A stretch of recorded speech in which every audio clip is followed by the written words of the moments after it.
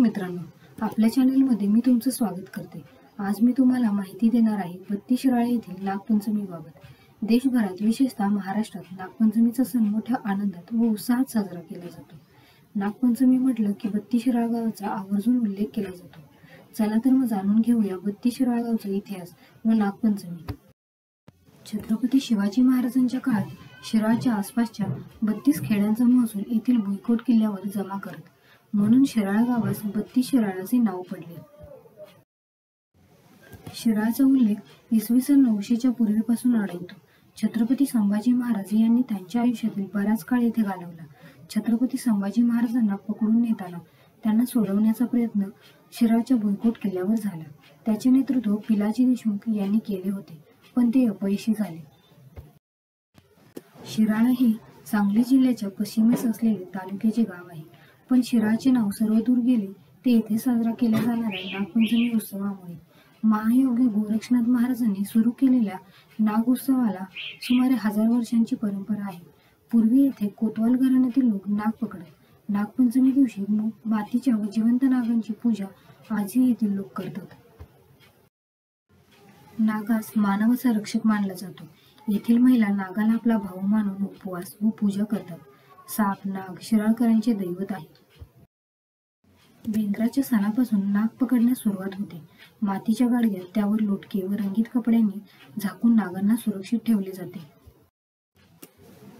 येथे नाग सापडण्यालाही भौगोलिक कारणे आहेत।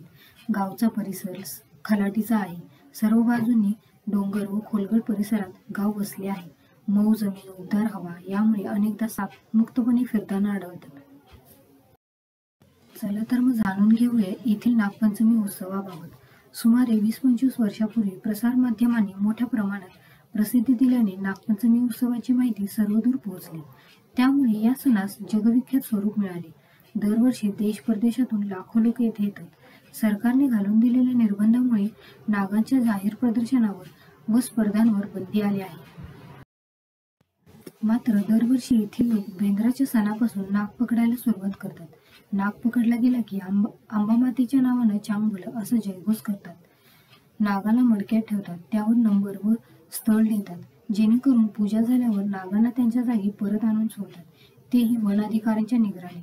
नाग पकडल्यापासून त्यांच्या आरोग्याची, आहाराची काळजी घेतली जाते। त्यांना गवतावर फिरवले जाते।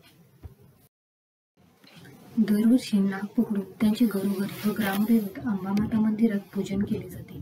येणारे पर्यटक नागांचे दर्शन घेतात। प्रतिकात्मक मिरवणूक काढली जाते। विविध वाद्यवृंदांचा सहभाग असतो। लहान मुले, लोक या दिवशी दंश न करणारे मोठे मोठे साप गळ्यात घालून फिरतात। गळ्यामध्ये साप घालून फोटो काढणाऱ्यांची तर रीगच लागते। नाग मंडळांच्या वतीने नाग स्पर्धांचे आयोजनही केले जाते। अनेक प्रकारचे डॉल्बी, बेंजो, नृत्य असे असंख्य कार्यक्रम होतात। एका दिवसात लाखो लोकांची येथे उलाढाल होते। नागपंचमीनंतर पुन्हा नागाची पूजा करून त्यांना पकडलेल्या ठिकाणी सोडले जाते। यात्रेस पुन्हा पूर्वीसारखे वैभव प्राप्त होईल असा विश्वास येथील सर्वांनाच आहे। आय होप तुम्हाला व्हिडिओ आवडला असेल। व्हिडिओ आवडला असेल तर चॅनलला सबस्क्राईब करा, लाईक करा, शेअर करा। थँक्यू।